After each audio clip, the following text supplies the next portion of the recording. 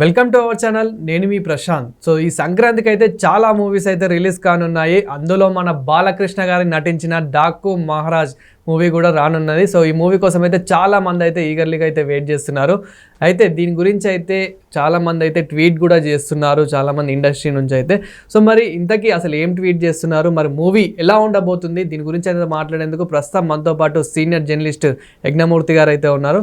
నమస్తే అండి. నమస్తే ప్రశాంత్. సార్, మరి మన బాలకృష్ణ గారు నటించిన డాకు మహారాజ్ మూవీ అయితే రాబోతుంది. ఈ మూవీ కోసం అయితే చాలా మంది వెయిట్ చేస్తున్నారు. అదేవిధంగా ఇండస్ట్రీ నుంచి కూడా చాలా మంది ట్వీట్ చేస్తున్నారు. ఇంతకీ ఆ రెస్పాన్స్ ఎలా ఉంది? ఇప్పుడు సంక్రాంతికి 2025 సంక్రాంతికి వస్తున్నటువంటి సినిమాలు మనకు తెలుసు. 3 సినిమాలు వస్తున్నాయి. మొదట గేమ్ చేంజర్ 10వ తేదీ, 12వ తేదీ డాకు మహారాజ్, 14వ తేదీ సంక్రాంతికి వస్తున్నాం. సో వీటిలో డాకు మహారాజ్ అనే సినిమా మీద చాలా యాంటిసిపేషన్స్ ఉన్నాయి. అంటే ఒక హ్యాట్రిక్ తర్వాత సెకండ్ హ్యాట్రిక్కి ఇది ఆరంభం అని చెప్పేసి అటు బాలకృష్ణ అభిమానులు అలాగే నిర్మాత సూర్యదేవర నాగవంశి బలంగా నమ్ముతున్నారు. సో సితారా ఎంటర్టైన్మెంట్స్ అనేది ఇవాళ తెలుగు చిత్రసీమలో ఒక అత్యంత ప్రముఖమైన నిర్మాణ సంస్థగా పేరు తెచ్చుకుంది. వరుసపెట్టి బ్లాక్ బస్టర్లు ఇస్తూ వస్తుంది. అటు చిన్న సినిమాలు అంటే small budget, medium budget, big budget, ఈ 3 రకాల సినిమాలను కూడా ఆ ప్రొడక్షన్ హౌస్ నుంచి వస్తూ పెద్ద విజయాన్ని సాధిస్తూ ఉన్నాయి. సో అట్లా ఇప్పుడు ఈ సంక్రాంతికి డాకు మహారాజ్ అనే ఒక ఎక్స్పీరియన్స్, అది కూడా ఒక లైఫ్ టైం ఎక్స్పీరియన్స్ ఇచ్చే సినిమా అని చెప్పేసి సూర్యదేవర నాగవంశి చేసిన ట్వీట్ ఏదైతే ఉందో దాన్ని బాలయ్య అభిమానులు అందరూ కూడా వైరల్ చేసేసారు. అంటే దానికి అలాంటి ఎక్స్పీరియన్స్ ఇవ్వటంలో ఆ సినిమా ప్రధాన పాత్ర వహిస్తూ ఉంది. బ్యాక్గ్రౌండ్ స్కోరు అది ఇచ్చింది తమన్. సో అది అయిపోయింది, చూశాను ఆ బ్యాక్గ్రౌండ్ స్కోరు. సో ఒక్క మాటలో చెప్తాను, ఇన్సేన్ అని ఒక మాట వాడాడు.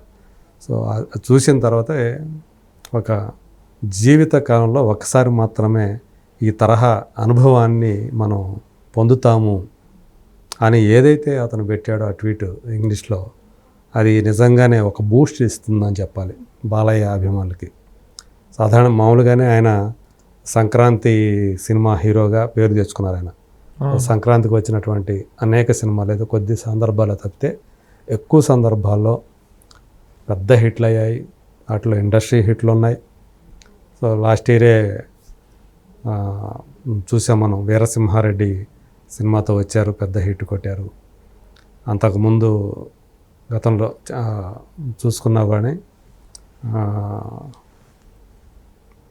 నరసింహనాయుడు లాంటి సినిమాలు, ఇలాంటివన్నీ కూడా ఆయన ఆ సంక్రాంతి టైంలో వచ్చి పెద్ద హిట్లు అయ్యాయి. ఇప్పుడు ఈ సంక్రాంతికి డాకు మహారాజుగా మన ముందుకు రాబోతూ ఉన్నారు. అఖండతో మొదలైనటువంటి ఆయన విజయాల పరంపర, వీరసింహారెడ్డి అలాగే భగవంతు కేసరి, ఇప్పుడు ఈ డాకు మహారాజు దానికి ఒక కంటిన్యూషన్ ఇస్తుందని చెప్పేసి చాలామంది నమ్ముతూ ఉన్నారు. ఇప్పటిదాకా అంటే అది ఆయన ఏదైతే సూర్యదేవర నాగవంశి చేశారో once in a life time experience అని, ఈ మధ్యకాలంలో అంటే ఈ మధ్యకాలంలో కాదు, చాలా కాలంగా చూసుకుంటే ఆయన సినిమాలను ఒకసారి చూసుకుంటే ఈ సినిమాలో ఆయన చేసినటువంటి క్యారెక్టర్ కూడా చాలా విభిన్నంగా ఉండబోతోంది. పైగా ఇందులో ఆయన గుర్రపు స్వారీ చేస్తూ కనిపించబోతున్నారు. మోస్ట్ ఆఫ్ ది టైం ఆ క్యారెక్టర్ గుర్రం మీదే ఉంటుందని తెలుస్తూ ఉంది. ఆయన సినిమాలు మనం గమనిస్తే అఖండ నుంచి కూడా ఫ్యామిలీ ఎమోషన్స్ ఉంటున్నాయి, సెంటిమెంటు ఉంటున్నాయి యాక్షన్తో పాటు. పాప సెంటిమెంట్ ఎంత బాగా వర్కౌట్ అయిందో అఖండలో చూసాం. వీరసింహారెడ్డిలో ఫ్యామిలీ ఎమోషన్స్ ఎంత వర్కౌట్ అయ్యో చూసాం. అంటే మనిషిగా అమ్మాయిని చూడాలి అని చెప్పేసి ఆమె కోసం తన జీవితాన్ని త్యాగం చేసుకున్నాడు. పెళ్లి చేసుకోకుండా అమ్మ బాబాయ్ బాబాయ్ అని పిలుస్తూ ఉంటుంది. సో అలాంటి ఒక క్యారెక్టర్లో అతను ఎంత బాగా ఆ ఎమోషన్ అనేది ఆ పాపకి ఆ శ్రీలీల చేసిన పాత్ర, ఈ బాబాయ్ క్యారెక్టర్కి మధ్య పండినటువంటి ఆ సెంటిమెంట్ ఏదైతే ఉందో, ఆ ఎమోషన్ ఏదైతే ఉందో, అది భగవంత్ కేసరిని పెద్ద హిట్ చేసిందని చెప్పాలి. ఈ సినిమాలో కూడా డాకు మహారాజు కూడా ఒక పాప కనిపిస్తూ ఉంది. అంటే ఆ సెంటిమెంట్, ఒక చైల్డ్ సెంటిమెంట్ ఈ సినిమాలో ఇమిడి ఉంది. అలాగే ఫ్యామిలీ ఎమోషన్స్ కూడా ఉన్నాయి. ఇప్పుడు సూర్యదేవర నాగవంశీ పెట్టిన పోస్ట్ ఏదైతే ఉందో అదో చాలా వరకు చూసుకుంటే అంటే ఊరికే పెట్టడం, బాగా ఎగ్జైట్మెంట్ గురైతేనే అలాంటి పోస్టులు పెడతాడు అని చెప్పేసి చాలామంది నమ్ముతారు. సో ఇప్పుడు నిజానికి అతను ఒక బాలయ్య బాబు అభిమానిగా చెప్పాలంటే ఈ సినిమాకి గతంలో ఆయన చేసిన సినిమాలు ఈ సినిమాకి ఒక తేడా ఏంటంటే ఒక మెట్టు దాటి ఈయన ఒక స్టెప్ ముందుకెళ్ళి చిరంజీవి అభిమానులు నన్ను ఏమనుకున్నా పర్వాలేదు, తిట్టుకున్నా పర్వాలేదు, ఇది వాల్తేరు వీరయ్య కంటే కూడా బాబీ ఇంకా గొప్పగా తీశాడు అని ఒక స్టేట్మెంట్ కూడా ఇచ్చేసాడు. అలాంటి స్టేట్మెంట్ ఇవ్వడానికి కొంచెం ధైర్యం కావాలి. రేపొద్దున ఏమాత్రం తేడా వచ్చినా ఉతికి ఆరేస్తారు. నువ్వు ఆ రోజు అట్లా చెప్పావు కదా, వాల్తేరు వీరయ్య కంటే గొప్పగా ఉంటుంది, గొప్పగా తీశాడని చెప్పేసి అన్నావు కదా, సినిమా చూస్తే ఎలా ఉంటుంది అనే ఆస్కారం ఉంటుంది. అయినప్పటికీ అలా అన్నాడంటే సో ఆ సినిమా మీద అతని నమ్మకం. ఇప్పుడు అంటే రికార్డింగ్ కూడా అయిపోయిన తర్వాత, బ్యాక్గ్రౌండ్ స్కోర్ అయిపోయిన తర్వాత ఆ సినిమాకి ఆ డెప్త్ ఇంకా పెరుగుతుంది కదా. వితౌట్ రికార్డింగ్ మనకు ఒకలాగా అనిపిస్తుంది. ఒక రా తీసినప్పుడు నీకు అక్కడే వితౌట్ రికార్డింగ్ నీకు బాగుంది అనిపిస్తే, విత్ రికార్డింగ్ అది ఇంకొక లెవెల్కి వెళ్తుంది, ఇంకా ఎన్హాన్స్ అవుతుంది ఆ సినిమా రేంజ్, తెలిసిపోతుంది మనకి.